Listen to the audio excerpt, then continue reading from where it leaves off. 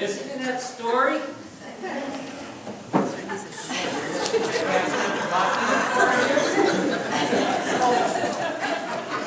was missing from that story? I was. How else do you think Mary got all the way from Nazareth to Bethlehem? 6 days. Going uphill and downhill, without hardly any rest stops, no grass, no water for miles and miles. Well, I guess I should have been used to it. I'm just a dumb animal. People even call me dumbass. I've heard you say that before. Should have been used to it. There's a lot of things that us four-legged creatures don't understand about you two-legged ones, but there's some things that we understand that you don't understand so well. That's why God gave me the gift of speech today, so I could tell you about that story you just heard with me in it. Would you like to hear how it was from a four-legged point of view? Sure. All right. Well, come on with me and let's go into this story together, okay? Well, that was the longest trip I ever took. It was unbelievable. 6 long days and cold nights, uphill and downhill on that rocky road with Mary, plus the one she was carrying inside her, on my back the whole way. Oh, my back was hurting so much. My legs were so weak. I was used to being a beast of burden. I was trained for it. Carrying loads of wood, carrying water, carrying my owner, Amos, on my back when he was too lazy to walk for himself. Amos was Joseph's cousin. See, that's how Mary and Joseph were using me for their trip. And they were using me like they would use any animal, never thinking about what I needed, just taking me where they wanted to go.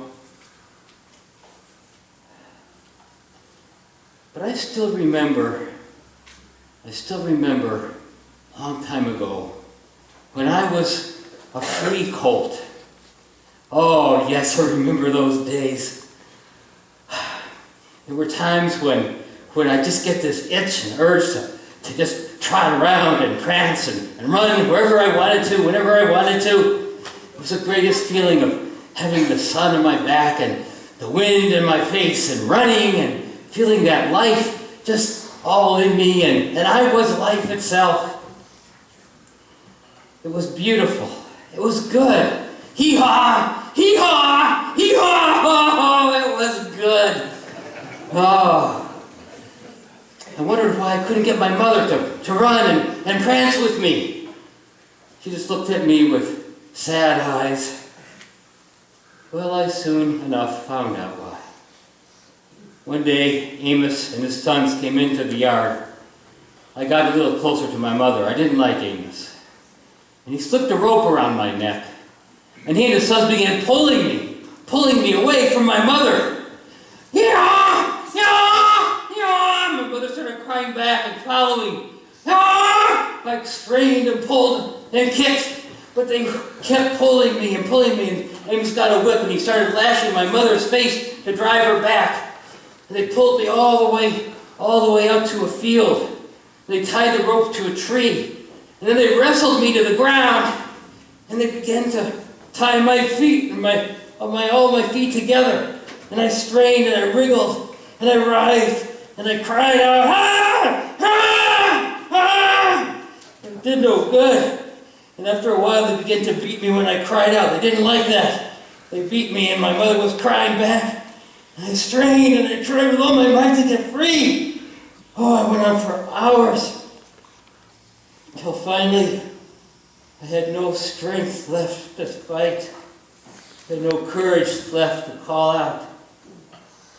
All my dancing, my joy, and that life flowing through me was gone. And I lay there whimpering, knowing who owned my body now. They had broken me down to a dumb beast of burden. It would always just do what it was told.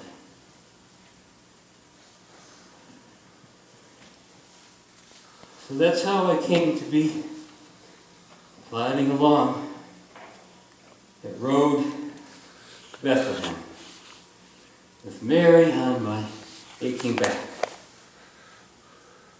Just an animal, a beast, a burden, without complaint. But I came to see something I'd never seen before. Two-legged ones can feel like beasts of burdens too.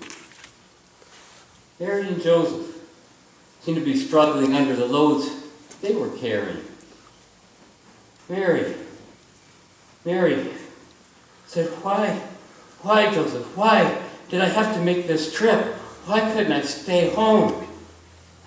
Joseph said, Mary, you know, some people there wanted to stone you for being pregnant. You had to come. But Joseph, I don't think I'm going to be able to make it. What if I don't make it in time? What if the baby comes? Joseph said, just hold on, Mary. Hold on. We've got to make it. We just have to. Keep going. Keep going.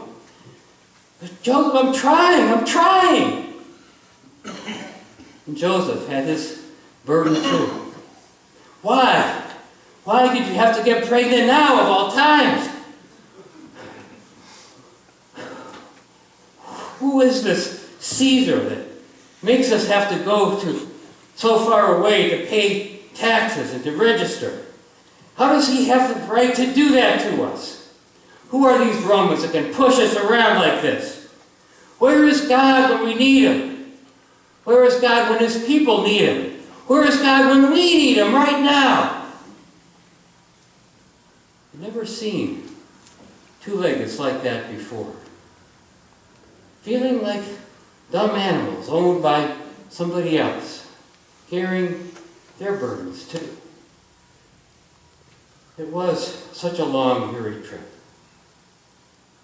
Mary just hung on to my mane, bore down, and we went step by step, putting one foot in front of the other. Then I felt her grip on my mane tightened and pulled more. She said, Joseph, I don't know if we're going to make it. I don't think we'll make it on time. Just keep going. Hold on, Mary. We think we're almost there. And finally, as we rode over a hill, there was a town in front of us. Mary, I think that's it. That's got to be Bethlehem. And we just pushed our wobbly legs to make that last bit of the journey into Bethlehem. Oh, I'd never seen so many two-leggeds crowding the streets before. They were everywhere, pushing and shoving and yelling, and Roman soldiers on their high horses telling everybody what to do. Finally, we found a grassy place, and Mary slid off my back, sat on the ground, panting and gasping. And I lay down. My legs wouldn't hold me any longer, and I went to sleep as Joseph rushed off to try to find some place to stay. Well, finally he came back. Mary, he said, Mary, all the rooms are crammed full. There's no place left. There's nowhere for us to go, except for the stable where the animals of the innkeeper are kept. Mary, I'm sorry, there's just no place for us. Mary just began to cry, and she cried, Joseph, why? Why? How can God treat us like this? How can he put us through this? And if this is really God's son, how can he put his own son through this?